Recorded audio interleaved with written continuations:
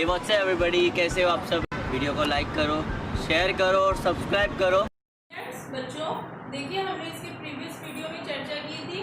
पंडित अलोपीदीन के बारे में हम बता रहे थे और वंशीधर के बारे में बता रहे थे। तो कहानी में हमारा हुआ कुछ इस प्रकार से था कि वंशीधर जो रहते हैं वो नौकरी से निकाल दिए जाते हैं और उनको घर में भी बहुत कुछ सुनना पड़ता है। और उनके पिता जो है पहले से ही ये सलाह देते थे कि तुम मासिक वेतन के साथ साथ ऊपरी आमदनी पे भी जो है ज़्यादा ध्यान दिया करो, क्योंकि बच्चों ये जो नमक का जो दरोगा विभाग होता है, यानी दरोगा का जो पद होता है, इस पे ऊपरी आमदनी बहुत होती थी। तो इस पे जो है हर लोग इस पद के लिए ललचाते थे कि हमारे इस पे नियुक्ति हो जाए, क्योंकि इस पे वेतन के साथ साथ ऊपरी आमदनी या ऊपरी कमाई भी हुआ करती थी। और वंशीधर के जो पिता थे वो तो कहते ही थे कि मासिक वेतन जो है वो पूर्णमासी के चांद की तरह होता है। अब बच्चों, पूर्णमासी का चांद क्या होता है कि जो चांद होता है वो पूर्णिमा के दिन पूरा दिखाई देता है,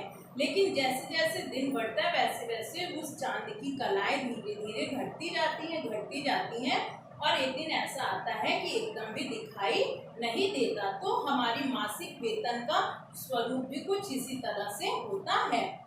फिर ये जो वंशीधर हैं वो बहुत ज़्यादा निराश हो जाते हैं और अपने घर को पुनः लौट आते हैं। फिर कुछ समय के पश्चात इनके पिता जो है घर पे बैठ के अखबार पढ़ रहे होते हैं और वो देखते हैं कि उनके द्वार पर दो ऊंचे बैलों पे जो है एक सुंदर अच्छा सा रथ चला आ रहा है और उस पे एक जो है प्रतिष्ठित अमीर धनाढ़ जमींदार, जो कि शरीर से बहुत ज़्यादा वो तंदुरुस्त है, वो बैठा चला आ रहा है। और जब वो रथ आपके द्वार पे रुकता है तो इन वंशीधर के जो पिता है वो तुरंत अगवानी करने के लिए, मतलब आवभगत करने के लिए दौड़ जाते हैं। बच्चों, आप जानते हैं कि हम जो है भारत में रहते हैं, तो हमारे जो है ये भारतीय संस्कृति है, हमारे यहाँ का परिवेश है कि जब भी हमारे यहाँ कोई अतिथि आता है तो हम उसका बहुत ज़्यादा सत्कार करते हैं, क्योंकि कहा जाता है कि अतिथि देवो भव, यानी कि जो अतिथि है वो देवता के समान है। तो कुछ इसी संदर्भ में वंशीधर के जो पिता रहते हैं वो पंडित अलोपीदीन को बहुत ही ऐसे हाथ जोड़ के दंडवत प्रणाम करते हैं और कहते हैं कि हमारा पुत्र जो है वो तो अभागा है, कपूत है, यानी कि अपने पुत्र को उन्होंने सुपुत्र ना कह के क्या कह दिया, कपूत है। ये उनको, इनके पुत्र जो वंशीधर है, इनको आप कह सकते हैं कि ईमानदारी का पुरस्कार दिया गया है। यानी कैसा ईमानदारी का पुरस्कार, मतलब यहाँ पे एक कटाक्ष किया जा रहा है कि जो व्यक्ति ईमानदार होता है, सच्चा होता है और धर्म के रास्ते पर चलता है, उसको बहुत ज्यादा यातनाएं या पीड़ा सहन करनी पड़ती है, लेकिन लास्ट में हमेशा से चलता चला आ रहा है। आप सभी जानते हैं कि अधर्म पर धर्म की विजय होती है और धर्म जो है कभी भी धर्म को खरीद नहीं सकता है और सत्य परेशान हो सकता है लेकिन पराजित नहीं हो सकता है। ठीक है बच्चों, तो इस प्रकार से पंडित अलोपीदीन जो है एक स्टैम्प पेपर लेकर के आते हैं और इनके पिता से बात करते हैं। वो कहते हैं कि आपका बच्चा जो है वो कपूत नहीं है बल्कि वो सुपुत्र है। और पंडित अलोपीदीन के मन में एक ग्लानि होती है, इसलिए वो पुनः लौटकर वंशीधर के दरवाजे पर आते हैं। तो ये सब खड़े वंशीधर भी देखते रहते हैं। फिर वह भी सामने आते हैं और पंडित अलोपीदीन से पूछते हैं, उनको प्रणाम करके पूछा जाता है कि आपका यहाँ आना कैसे हुआ।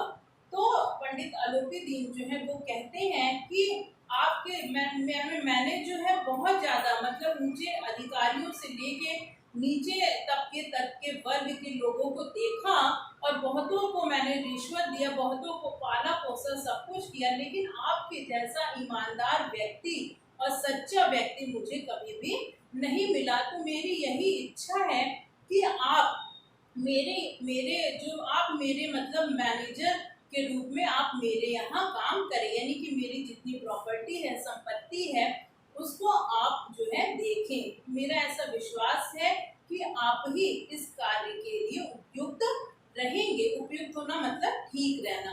तो वंशीधर जो रहते हैं ये मना कर देते हैं, ये कहते हैं कि नहीं, मैं तो इस योग्य नहीं हूँ।